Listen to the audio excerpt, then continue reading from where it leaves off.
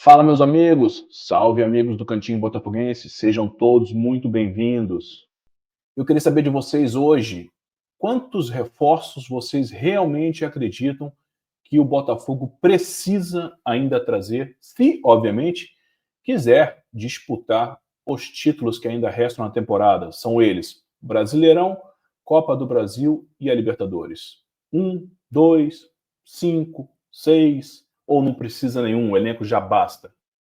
Vamos falar um pouquinho sobre isso, mas claro, antes eu não posso deixar de pedir aquela ajuda, aquela colaboração a você que está assistindo esse vídeo. Se você não é inscrito aqui no canal do Cantinho Botafoguense, dê aquela moral, é muito importante pra gente. Então, ó, inscreva-se, não te custa absolutamente nada. E claro, após assistir esse vídeo, também não te custa nadinha, nadinha, nadinha. Dê um joia neste vídeo aqui, que é muito importante e ajuda demais a chegarmos a cada vez mais e mais botafoguenses. Fechou? Mas vamos lá, meus nobres, vídeo rápido, porque eu estava pensando, nós estamos lá, hoje são 21 de julho. 21 de julho, em tese, nós deveríamos estar falando agora de, poxa, duas ou três peças que chegassem apenas para complementar o elenco já montado desde o início do ano, certo? Isso em condições normais.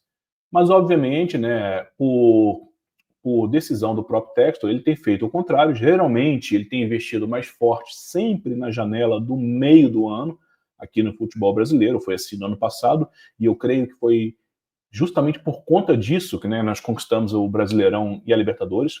Foi quando ele trouxe, de fato, né, muitas peças que logo chegaram e entraram no time, e é por isso que eu sempre bato na tecla que existem os reforços e existem as contratações. São duas coisas parecidas, porém não iguais. Contratações são aqueles que, obviamente, né, são jogadores já que você já aposta, certeza, né, que vai dar certo, e, como é que eu vou dizer, tiros no escuro, né, apostas. O Botafogo, no início desse ano, insistiu em contratações. Já os reforços, não, os reforços, como nós falamos agora, reforço é aquele cara que você já conhece, você sabe que mesmo que demore um pouquinho para entrar no ritmo, ele vai vingar, né? A gente pode usar o maior exemplo, talvez seja o Luiz Henrique.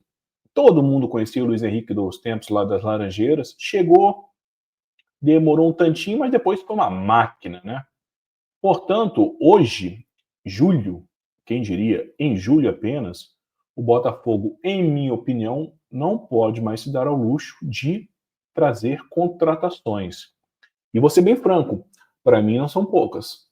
Para mim, eu diria, me arrisco a dizer que 3 reforços, e aí sim, 3 contratações para você deixar o elenco fortalecido. E eu vou querer saber de você, se você concorda, discorda, algum ponto a melhorar ou não. Então você depois coloque aqui na caixinha dos comentários, beleza? Vamos lá. Goleiro, eu acho que nós não temos problema, né? Temos o John como titular absoluto, né? O link de reserva imediato, tá ok. Lateral direito, eu sempre digo que, óbvio, Vitinho e Ponte não são jogadores que enchem os meus olhos, pelo menos. Mas penso que a nível de futebol brasileiro está mais que o suficiente. Não tem outros nomes também muito melhores. Então, a lateral direita dá para a gente levar.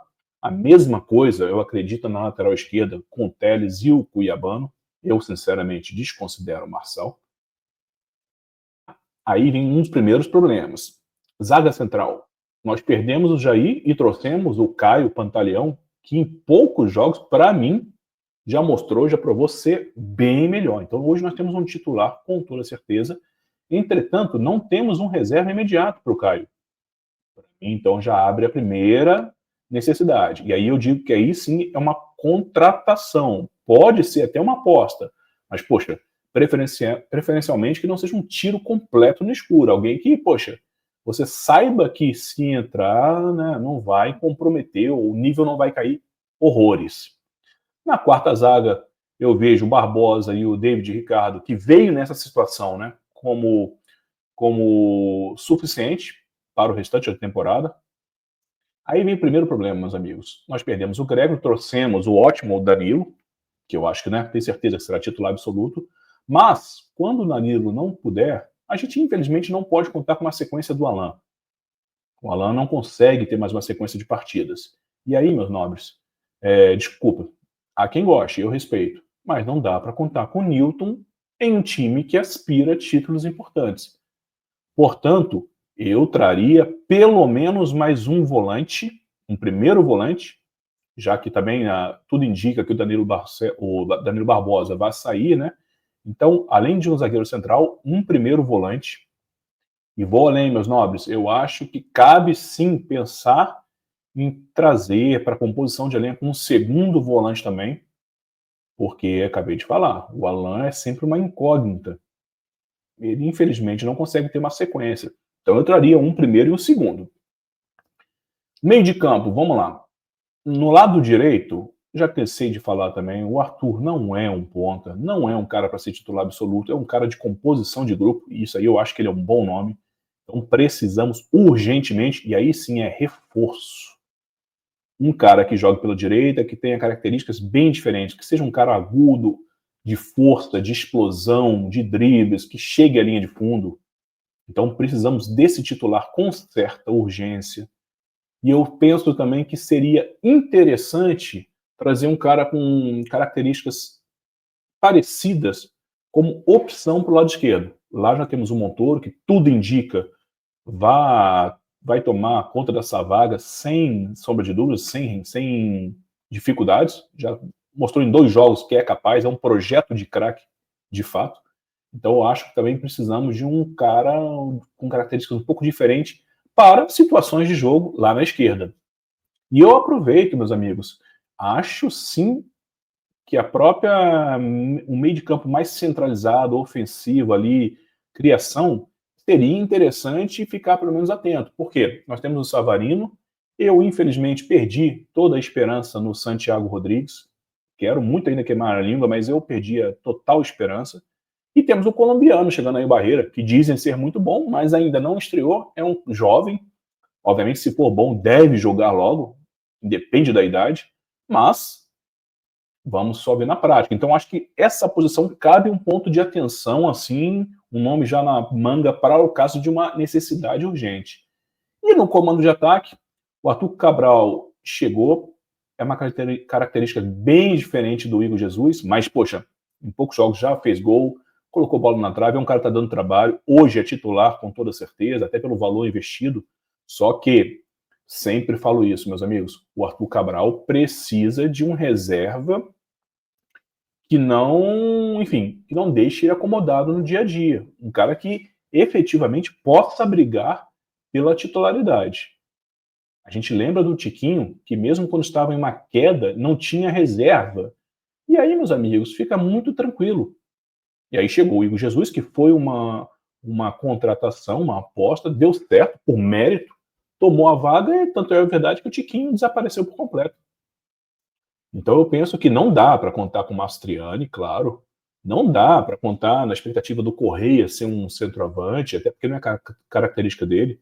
Então precisamos de um outro camisa 9 que deixe o Arthur Cabral sempre ligado e num grau de empenho absurdo toda semana, sabendo que se ele bobear tem um cara louco para pegar a vaga. Pensando por alto, meus nobres, vocês viram aí, estou falando de 5 ou 6 peças para complementar o grupo para esse final de temporada.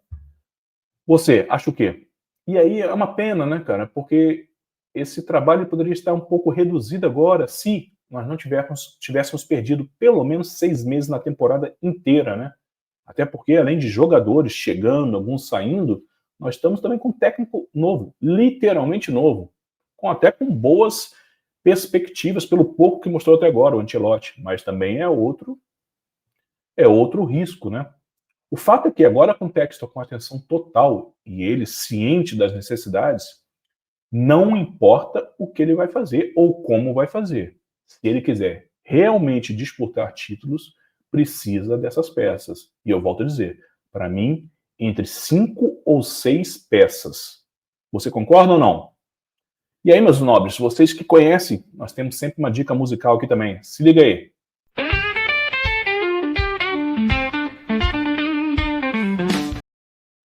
E a dica musical sempre tenta fazer uma analogia com o tema proposto. E hoje, meus caros, diretamente da Irlanda do Norte, No Matter, com esse disco Bad Chemistry, Por que eu escolhi o Nomera? Hardcore melódico, punk rock melódico, muito bom, inclusive. Quem gostar desse tipo de som, tá mais do que recomendado. Já vou deixar, vocês sabem, uma música desse disco aqui no descritivo, para você clicar após assistir esse vídeo, dar o seu inscreva-se e o joinha, valeu? Então depois vocês cliquem para ouvir esse disco, que é muito bom. Mas, Nomera, como o próprio nome já diz, não importa. E não importa, Textor, como é que você vai fazer. Precisamos de reforços. Então, portanto, meus caros, a dica de hoje, esse punk rock melódico maravilhoso da Irlanda do Norte, Nomera. Depois vocês comentem também, se quiserem, para falar o que acharam desse descasso, na minha opinião. Tá bom? Conto sempre com vocês também. E aí, meus nobres, me despeço na expectativa de que tenhamos, quem sabe, alguma surpresa ainda nesta semana que inicia hoje. Valeu? Um grande abraço. Voltamos logo a qualquer momento. Fiquem sempre ligados aqui no Cantinho Botafoguense. Nos vemos em breve. Saudações alvinegras, meus amigos. Saudações sempre alvinegras. Valeu? Um abraço.